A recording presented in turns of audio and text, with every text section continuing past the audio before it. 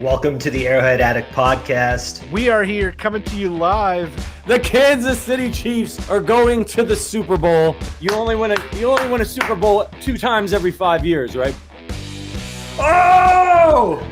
The warm-up act is over. Let's bring in Melissa Etheridge, massive Chiefs fan. Melissa. Super Bowl champion, 2-time Pro Bowler, and Trent Green. Trent Green, how you doing? Hey, what's going on, guys? And he picked it up! He picked it up! He's gonna score!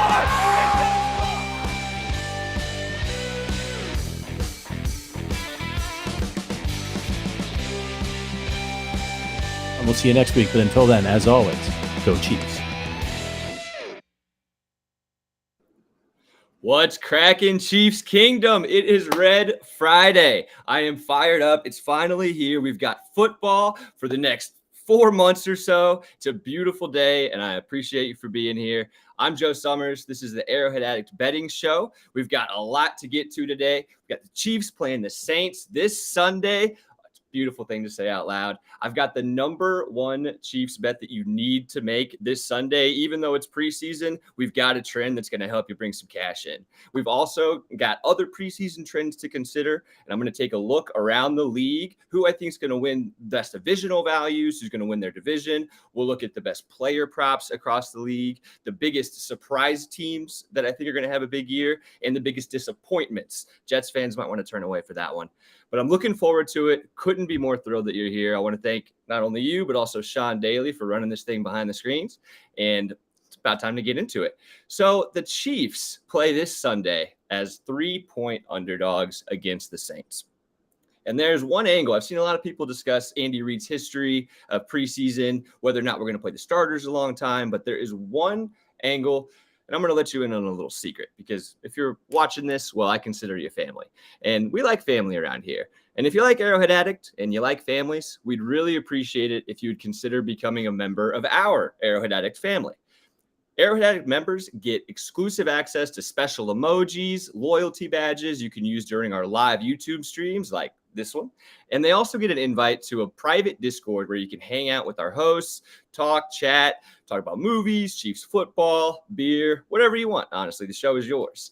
Check out the link about joining in the description below or wherever you get this podcast. We really appreciate your support. And as a bonus, if you join, you also get access to special member-only happy hours that we do once a month. We just had one last week, and it was a blast. If you were there, awesome. If you missed out, we look forward to seeing you next month.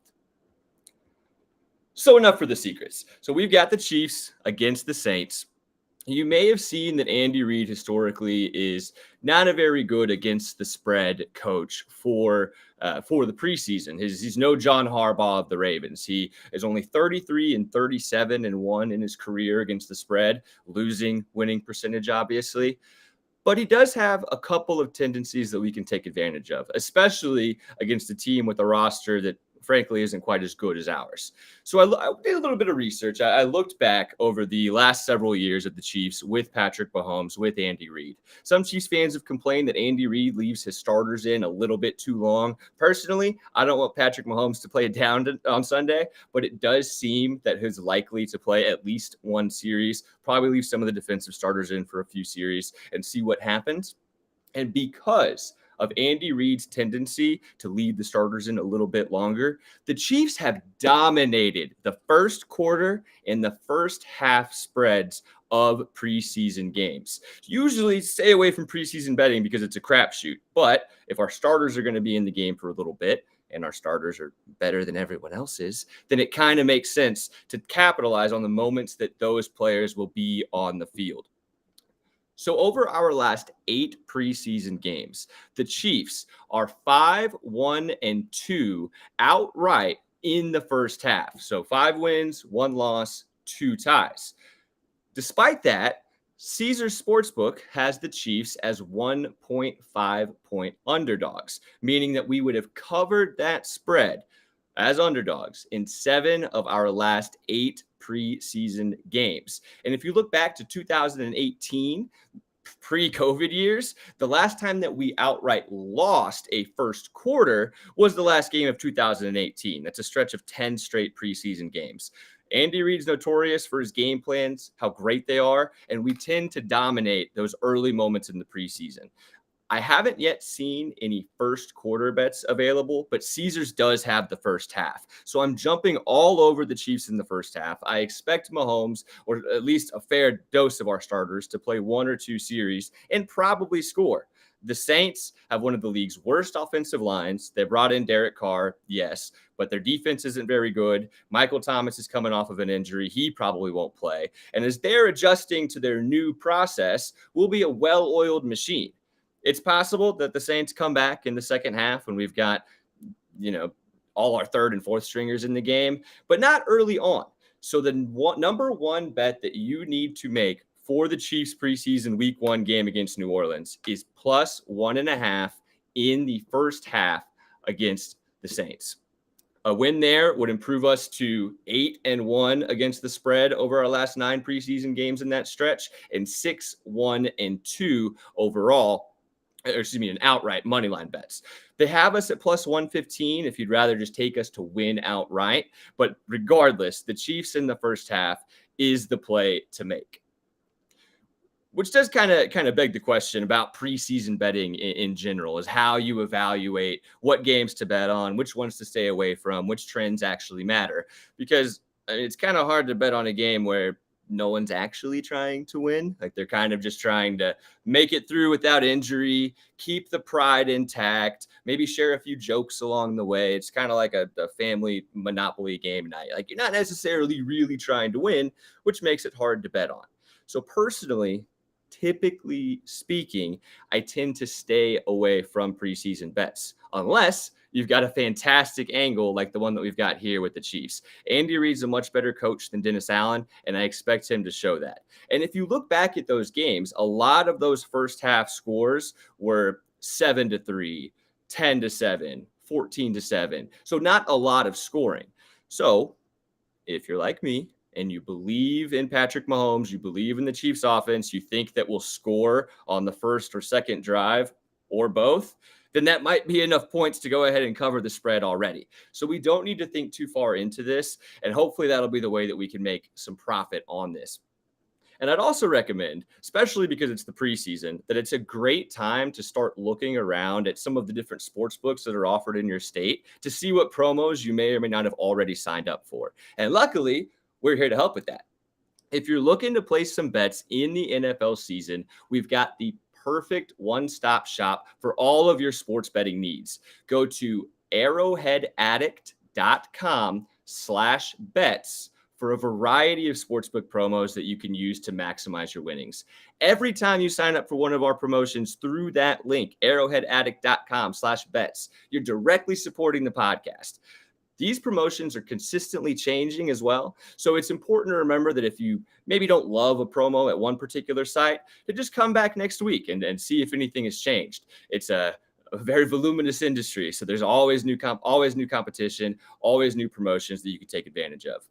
Head over to arrowheadaddict.com/bets by scanning the QR code on the screen, clicking the link in the description of this video, or just by typing it in.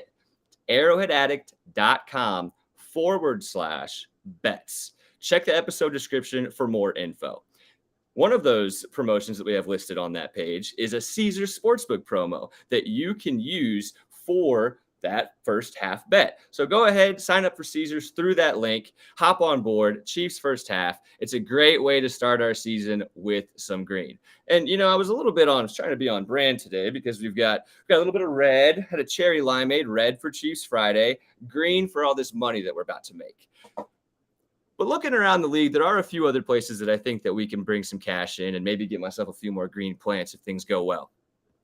There are a lot of preseason trends that you'll see, but the number one that people have been capitalizing on for years, myself included, is the Baltimore Ravens and John Harbaugh. A lot of coaches don't try to win preseason games. Harbaugh tries to win preseason games. He kind of treats them like his brother Jim at Michigan, like those early week games in college football where you just want to crush the opponent. That's basically how the Ravens treat this. In his career, John Harbaugh is 38-16-1 against the spread in the preseason. They've won 23 consecutive preseason games. That I might have been in high school by the time that streak started. They're 20-3, 20 wins, 3 losses against the spread in that stretch. They're currently -4.5 over the Eagles, and you might be scared. The Eagles have a really deep roster. They're just in the Super Bowl. They looked amazing.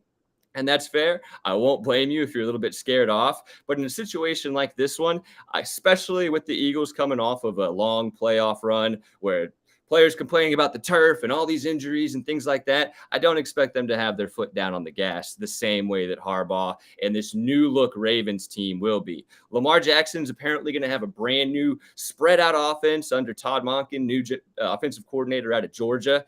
Georgia's offense is pretty good. If you watch college football the last couple of years, turned Stetson Bennett into a superstar. So I will also, on top of the Chiefs in the first half, be taking the Ravens -4.5 against the Eagles. Another factor that I look for in these early preseason games is considering the depth of the rosters. I think that we saw it a little bit on display last night when the Houston Texans emerged victorious despite CJ Stroud struggling. Look at teams' rosters and think about who has a good backup quarterback. Probably don't have to care too much about the third string, but that second string quarterback, those are the guys that are typically going to play a little bit longer and can get you a victory. Davis Mills played really well last night for the Texans. They covered for bettors. They won you some money if you bet on them. Conversely, if you look at a team with a really bad backup quarterback, it's probably not going to work out too well for you. So teams that I'm looking at that kind of fill that mold, I'm looking at a guy like Gardner Minshew over with Indianapolis. Anthony Richardson is making his debut. He's going to probably play a decent amount. And then you've got Gardner Minshew, who's got a lot of experience in the league coming in to back him up. So the Colts are a team that I'm going to be targeting as well this week. Consider the rosters, consider their motivations. If you have an aging quarterback, they're probably not going to play much, if at all. If you've got a young upstart that needs some time with a veteran that they're replacing, such as a Davis Mills or sort of like the Gardner Minshew, even though he came over from a different team. Those are the ones to target. But otherwise, be weary of preseason betting because, well, like I said, they're not exactly trying to win the games. So we've got 2 bets locked in this weekend already, and I want to take a moment as well to landscape the league and look around at what news has popped up, what things that we're seeing that might help provide some value to our futures bets. And we've already learned that betting futures bets right now in the preseason can give us value. 2 weeks ago in the first show before it was off last week for No Red Friday, we had several player futures that we've already seen the lines move in our direction. Patrick Mahomes, I told you now is the perfect time to bet him to win MVP. We got him at +700 odds right after the Joe Burrow injury, which is still a little bit murky. We don't know when he's coming back. Told you that was going to happen. As a result, Mahomes now leads the field at +600. He's fallen a full 100 of the value. So that's a huge advantage for us. And if we get closer and Joe Burrow is going to miss more time, it'll keep creeping down. So if you like a player's outlook for the season, now's a great time to bet them. But Mahomes isn't the only one that we saw improvement on. Sky Moore's receiving prop went up from 575 yards to 600. He's listed as the starter on the unofficial depth chart. That helps us. Travis Kelce went up a little bit as well, from 1,050 to 1,075. So even though they're just little incremental improvements, it still gives us value. And by the way, if you haven't gotten in on any of those 3 bets yet, I'm still full steam ahead. All those 3, Sky Moore over, Travis Kelce over, Patrick Mahomes MVP, and then Isaiah Pacheco as well, although his line hasn't really moved at all.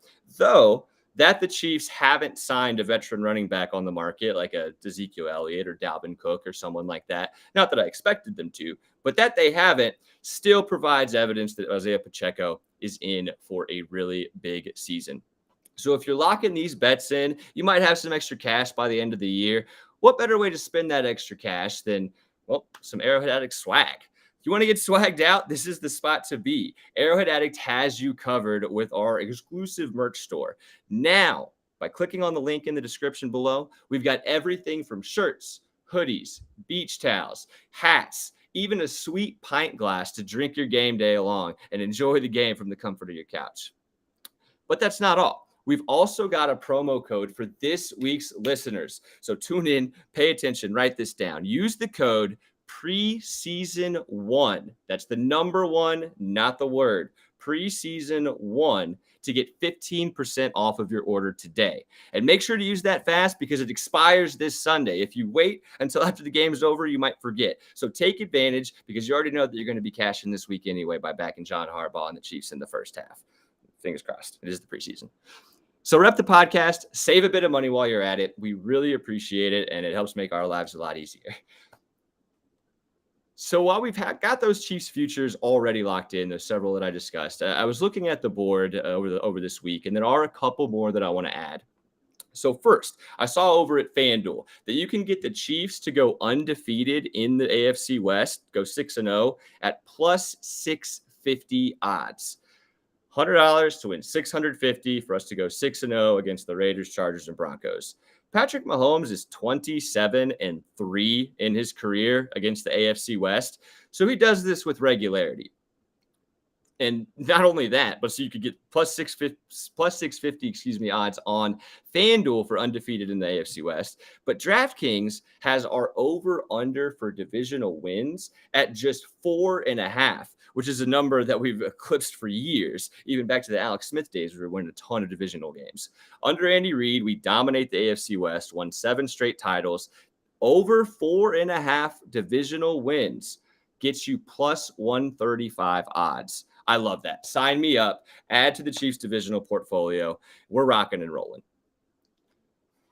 I've gone 15 minutes and been remiss not to mention the biggest storyline that's going on right now, Chris Jones and his holdout. He's sending cryptic tweets like crazy. His Instagram stories all over the place. We don't know what's going on. I'm a little bit confused, but I think that gives us some value.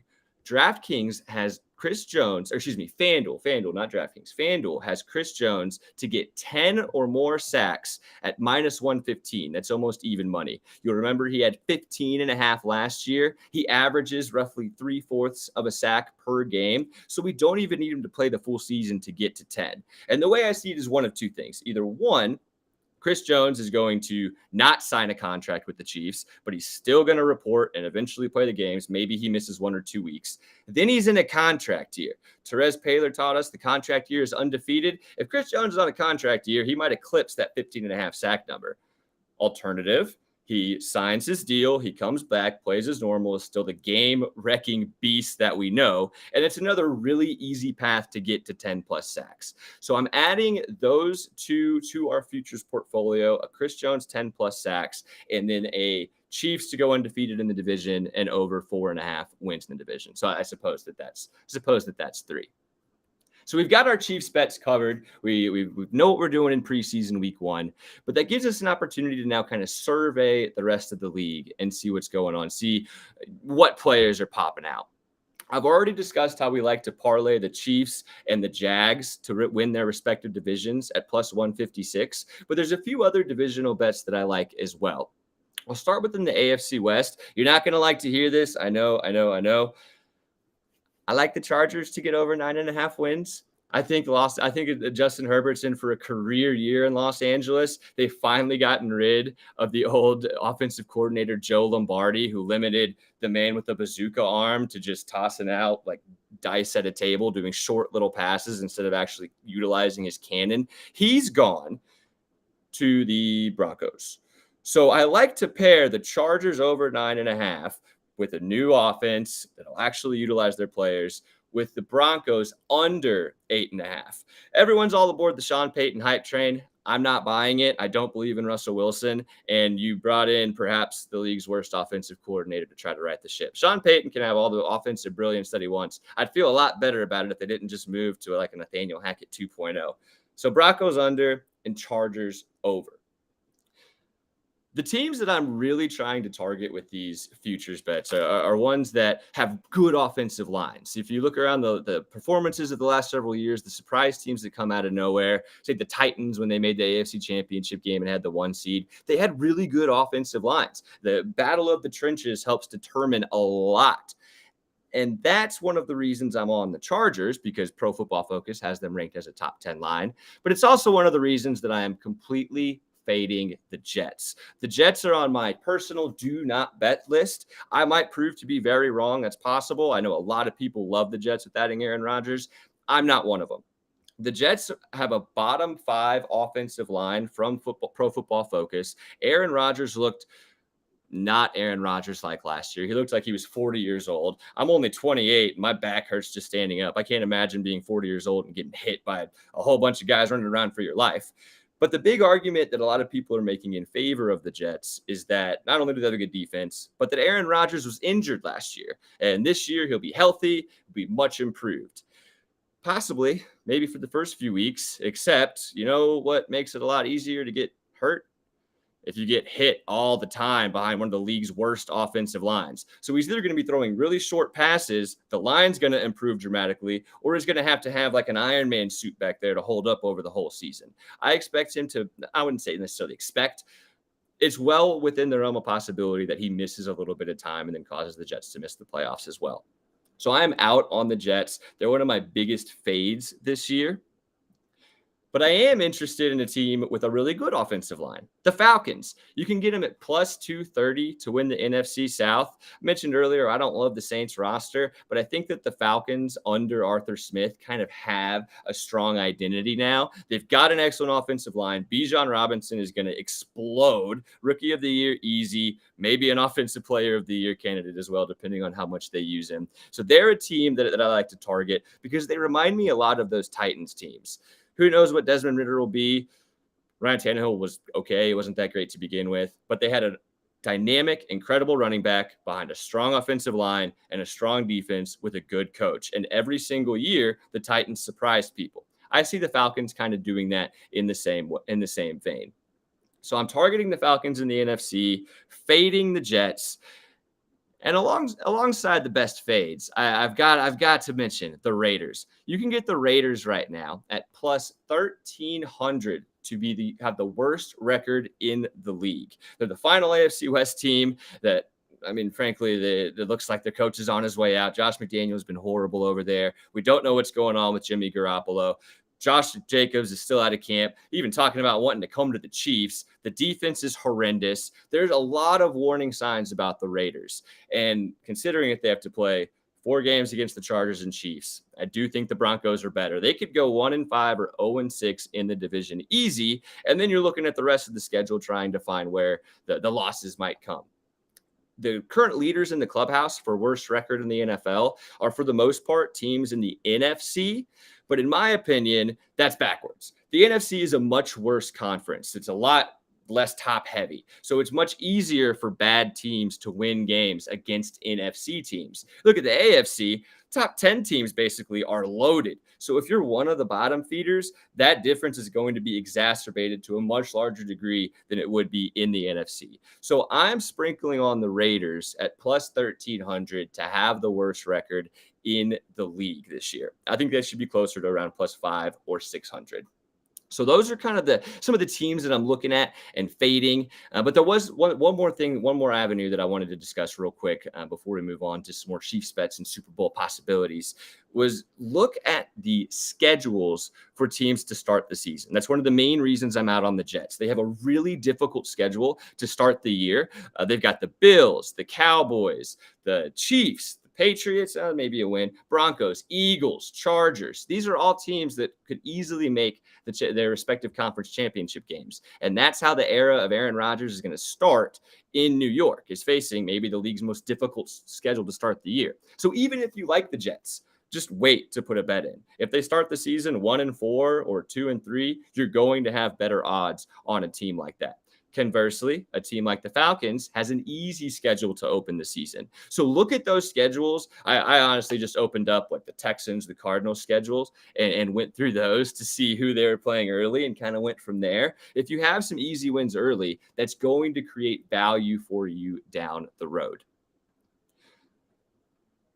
So on that note, value down the road, one of my favorite things is to pick 2 teams to make the Super Bowl and place a bet on that. Last year over at BetSided, I picked the Chiefs over the Eagles. I got it at plus 9,800 right around this time last year.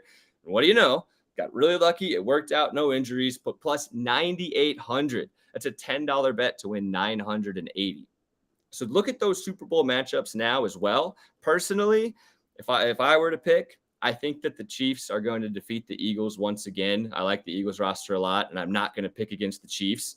Chiefs over Eagles, much worse value than last year, but it's plus 2,800. And if we get to the conference championships and both teams are there, I expect them to be, then you can start finding other ways to bet to guarantee yourself a profit. The only other team that I'm really considering with that possible Super Bowl matchup bet is going to be the Cowboys. I like what Dak has as far as weapons. They're added Brandon Cooks. He's an excellent receiver relative to his reputation. Defense might be the league's best. Tony Pollard finally taking the backfield. I could see the Cowboys making a run. The only thing they have to overcome is Mike McCarthy. And Aaron Rodgers did it once, won a Super Bowl. I don't think the Cowboys win the Super Bowl, but I do think that there is some value to be had in taking them in a potential Super Bowl bet. Chiefs over Cowboys right now is plus 5,000. Compare that to the Eagles at plus 2,800, and you're getting a huge value. Again, with the fantastic offensive line, I think Dak's going to have a better season. So I would consider placing both the Chiefs over Eagles and a Chiefs over Cowboys bet. Though if you have a good argument for another team, go ahead and let it rip. I'm wrong all the time. I got one right last year. I missed 3 years before that. So hopefully I'll get a second one right this year. But now is the time to look at those long-term markets to try to find some value before the rest of the world catches up on things. And the final thing that I wanted to hit on today is my favorite player props around the league. I can't in good conscience recommend a lot of preseason bets besides the ones that I already have, but there are a lot of player props around the league, guys, young players that I'm expecting big jumps forward from. The first of which actually comes from the Saints.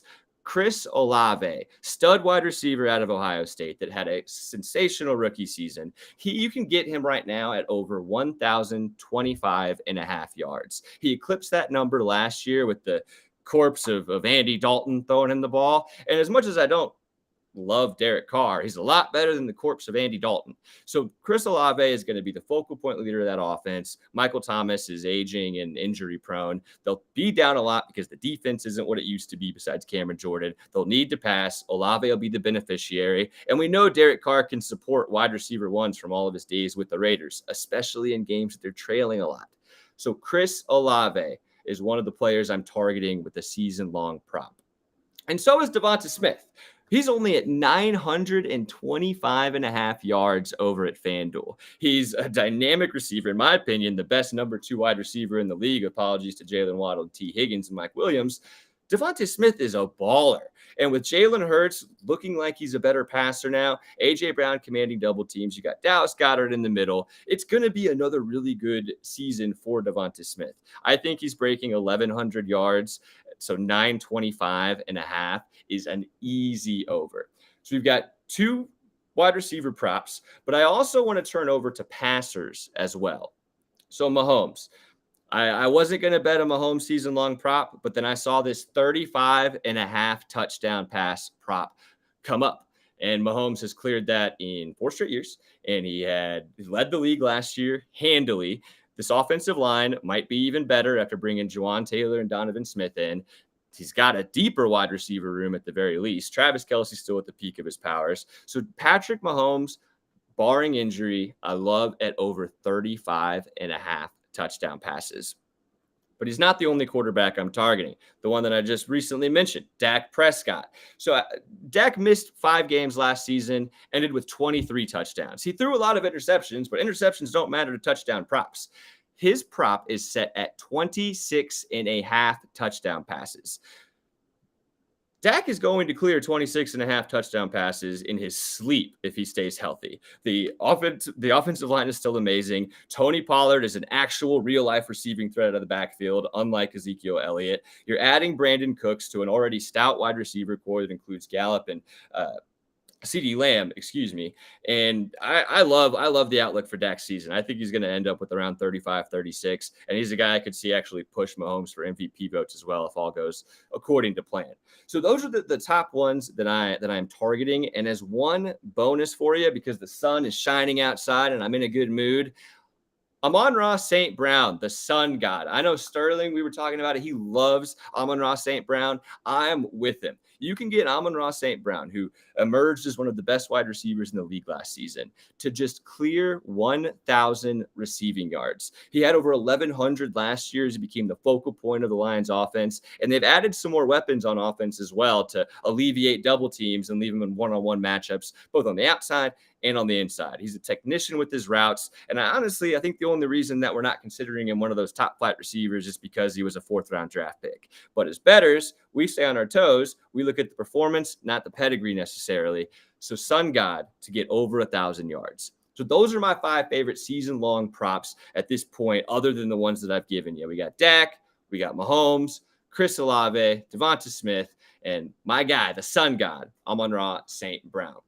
So we have very quickly developed a really stellar portfolio here, and I'm excited to see where it goes and excited to see the future over the next few weeks because we're not done yet. I'm going to have a whole board loaded with everything, and I'm looking forward to it. Once we win these preseason bets this week, we'll have a little bit of extra cash in the account to roll with, and then it's game on.